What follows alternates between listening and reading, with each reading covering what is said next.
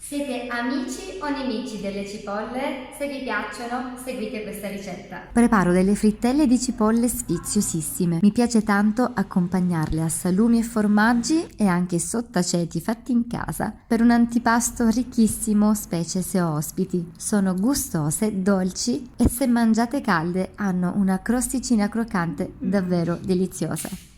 Cipolle rosse, ne utilizzerò 3 di medie dimensioni. Per una cottura ottimale occorrono fettine molto sottili. Potete aiutarvi con una grattugia a fori larghi oppure una mandolina. Riuscire a non piangere è la cosa più difficile di questa ricetta. Dopo un po' di patimenti, ecco le mie cipolle grattugiate. Le riunisco in una ciotola e aggiungo un pizzico di sale e del pepe nero macinato. Le lascio riposare qualche minuto e nel frattempo mi occupo della pastella. Utilizzerò dell'acqua frizzante molto fredda, infatti fino a questo momento l'ho tenuta in freezer. Ne peso all'incirca 170 grammi. In ciotola verso 100 grammi di farina 00. Aggiungo 2 pizzichi di sale e mi piace mettere anche della paprika dolce per avere frittelle un po' più colorite. Questo invece è del rosmarino secco, il cui sapore si abbina perfettamente, secondo me, alle cipolle. Do una mescolata ed è il momento di aggiungere l'acqua, versandola poco per volta. Mescolo con una frusta per togliere tutti i grumi. Di volta in volta la quantità di acqua necessaria può variare in base alla farina. In ultimo aggiungo il formaggio grattugiato.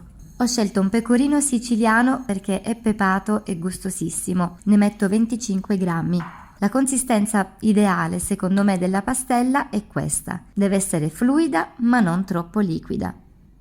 A questo punto riprendo le cipolle, come vedete hanno prodotto un po' di acqua di vegetazione che ovviamente butterò via. Metto le cipolle nella pastella e mescolo bene con un cucchiaio. E adesso non mi resta che scaldare olio di semi per friggere e dare forma alle mie frittelle. Utilizzo semplicemente un cucchiaio per prelevare il composto e farlo scivolare nell'olio.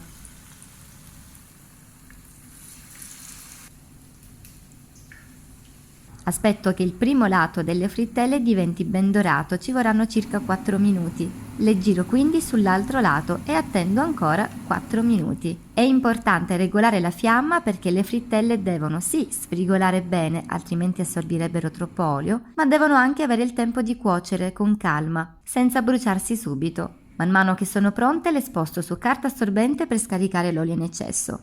E il gioco è fatto. Quando vanno mangiate subito, all'istante, questo vale un po' per tutti i fritti, perché ancora calde sono croccanti e davvero irresistibili.